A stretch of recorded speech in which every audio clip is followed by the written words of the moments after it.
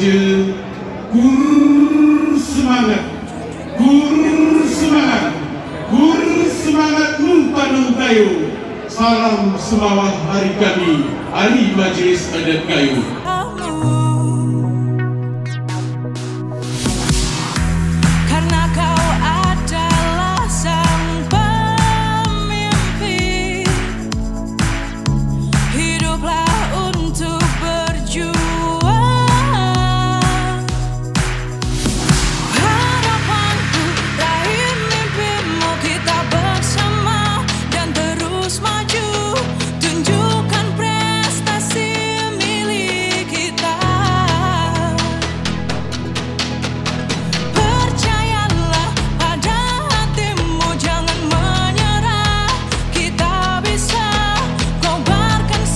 Kami mengucapkan terima kasih atas segala doa dan kemudian dukungan dari pada kita semua yang hadir di sini, sehingga pada tanggal 11 Agustus kemarin kami dilantik oleh Bapak PJ Gubernur Aceh menjadi penjabat Bupati Aceh Tengah.